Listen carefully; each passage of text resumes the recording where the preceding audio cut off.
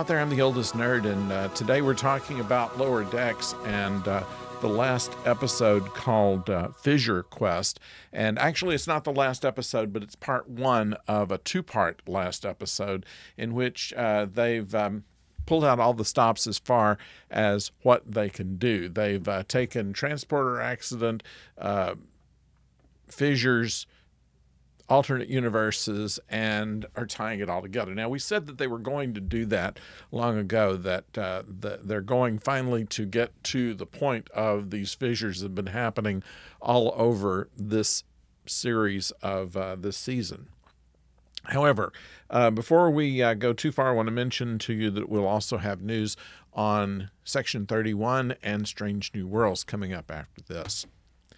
Now, the thing that to remember about this episode, I'm not going to go into the plot because it is so convoluted that it would be difficult to describe. It's better just followed and try to watch it enough times to catch up with all the jokes on it. But Jolene Blalock is back as T'Pol, voice acting, of course, and sounds just like she did during Enterprise, 19 years ago. Then we have Garrett Wang, who plays Harry Kim in several instances in this. We have Alexander Siddig, who reprises Dr. Bashir, except holographically. And then Andrew Robinson as Garrick, who plays a doctor here and is in a relationship with the holographic Bashir. Now, that goes back to an idea that they had in Deep Space Nine, and they weren't sure exactly how to play it, but that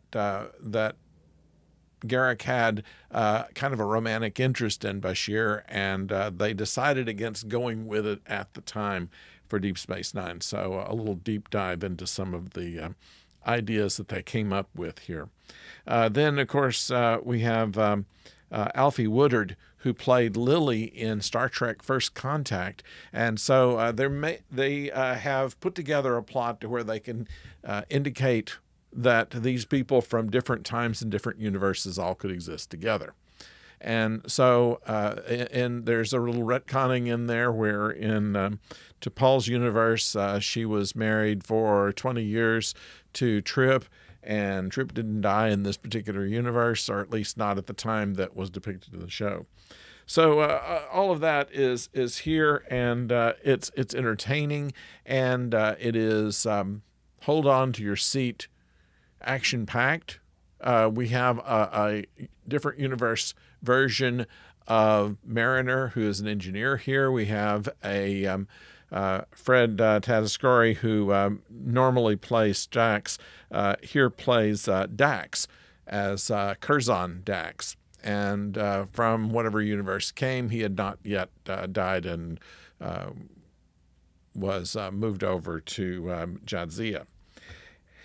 And then the rest of it is just more difficult to describe, so I just recommend that you watch it and enjoy it. And it does have a cliffhanger in it, so we'll resolve all of this at next week's episode when that closes out this season and the series. Now, Star Trek news. January 24th is when we are going to see the Section 31 movie. It'll be on Paramount Plus, and it has a whole list of characters in here. We hadn't been able to catch all of them, but there is going to be a person from the planet Charon, which was the half-black, half-white characters like Beale and Lokai that were in the last season of Star Trek, the original series. We'll also have Rachel Garrett, who would later, after the timing of this movie, will become a captain of Enterprise C. They'll have a Romulan, a shapeshifter, and a ship that they're going to travel on that looks not unlike the La Sirena. So that is Section 31. Michelle Yeoh is going to, of course, chew the scenery on this. It opens up where she runs kind of an intergalactic nightclub in a space station and is approached by someone from Section 31 to help Save the Universe.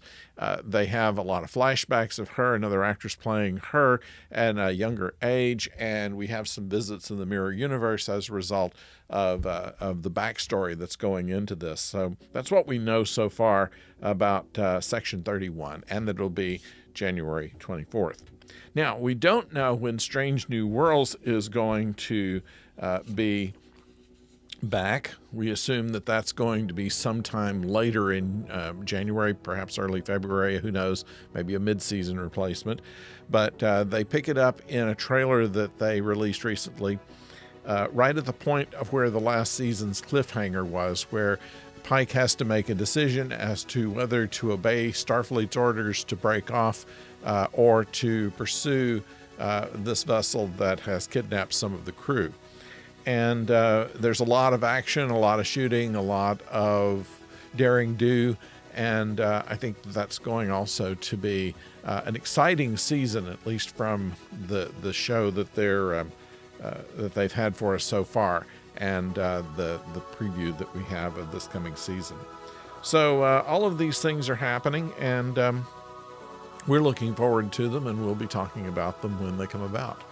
But in the meantime, you can subscribe to this channel and help us along, and click a like if you will, if you like it. If you don't like it, click a thumbs down, and we'll see what we can do about it.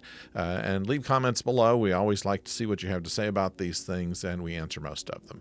So thank you for joining us. Until next time, when we will do a Babylon 5 rerun. Don't go far.